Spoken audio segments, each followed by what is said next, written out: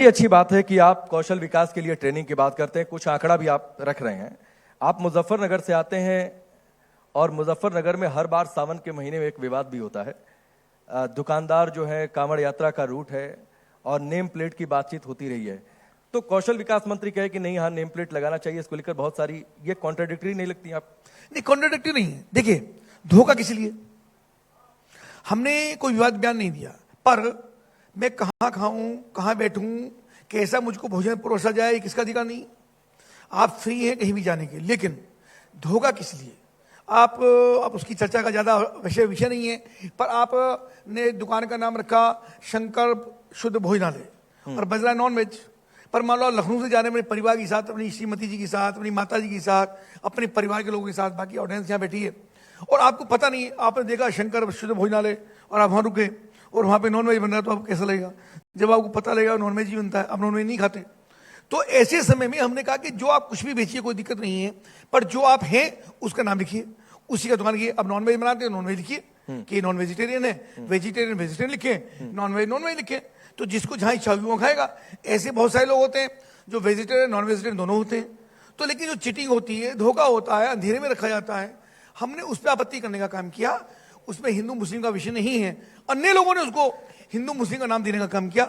ऐसे कई लोग हिंदू दुकानदार भी होते हैं। नहीं, मैंने तो बेचते हैं। कपिल जी, मैंने तो अभी हिंदू मुसलमान की बात ही नहीं की, मैं तो सिर्फ ये कह रहा हूं, चूंकि ये आरोप लगाया जाता है, उसी की चर्चा आप कर रहे हो। सपा भले आपने, मैंने आपको क्लियर कर दिया, आप दूसरा क्वेश्चन पूछते तो मैंने पहले आपको जवाब दिया। सपा के द्वारा ये आरोप लगाया जाता है कि मंशा ठीक नहीं है उसके पीछे। मंशा बिल्कुल ठीक है, समाजवादी पार्टी की मंशा ठीक नहीं है। वो समाज में तुष्टीकरण और समाज में जातिगत भेद ये सब पैदा करना चाहती है। हमारे किसी कृत्य में, भारतीय जनता पार्टी के किसी काम में, किसी शैली में कहीं कोई ऐसा व्यवहार नहीं है। जो प्रधानमंत्री ने कहा कि सबका साथ सबका विकास, सरकार की किसी योजना में किसी जाति और धर्म के नाम पे पक्षपात नहीं है। जो योजनाएं हैं वो सबके लिए पूरी पारदर्शिता से, एक भी व्यक्ति नहीं बता सकता कि जाति के आधार पर किसी सरकारी योजना मेरे साथ भेदभाव हुआ हो। आप 150 सरकारी ITI का लेवल अप कर रहे हैं, अपग्रेडेशन कर रहे हैं टाटा टेक्नोलॉजीज और उनके साथ जो है बहुत सारी बातें आती हैं जब ITI में प्रवेश की बातचीत होती है। क्या स्टेटस क्या है इसका? देखिए, पूर्व में इस विभाग की ओर ज्यादा ध्यान नहीं था, पर जैसे मैंने शुरू में चर्चा की कि प्रधानमंत्री जी ने इसको जब गोद लेने जैसा स्थिति होती है, यानी उसके प्रति बहुत ज्यादा चिंता जाहिर करना या उसकी आगे बढ़ाने का काम करना।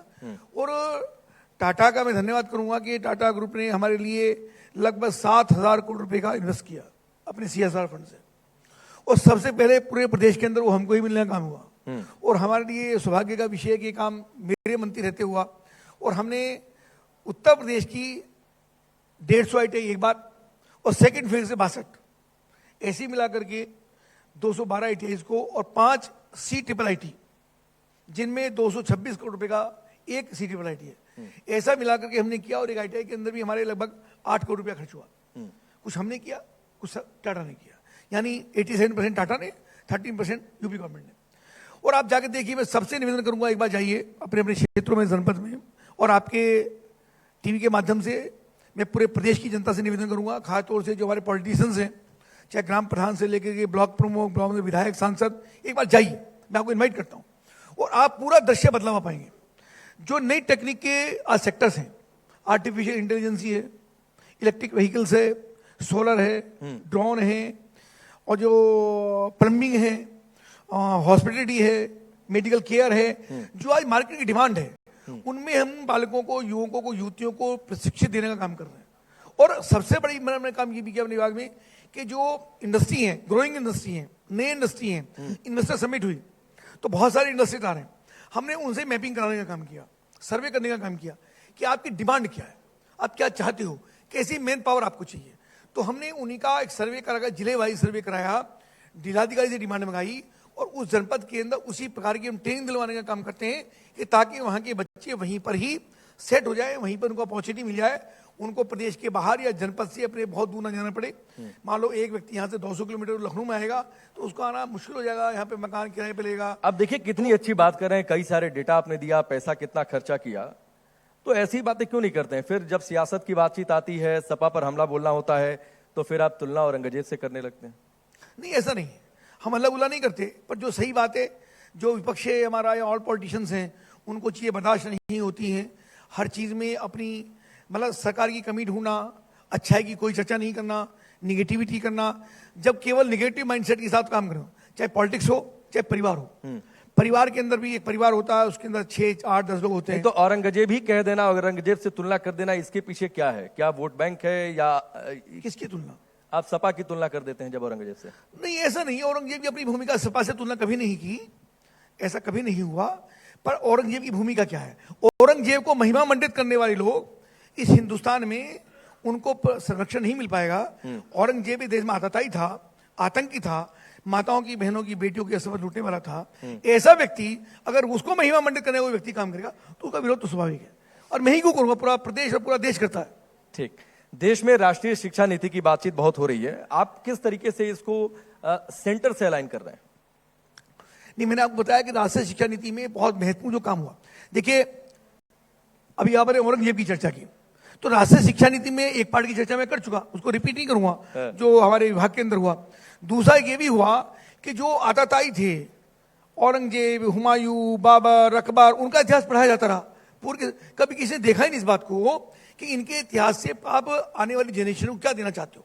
आप छत्रपति शिवाजी का जीवन पढ़ाइए, आप गुरु गोविंद सिंह का जीवन पढ़ाइए, जिसने अपने चारों बेटों को देश के लिए बलिदान करने का काम किया।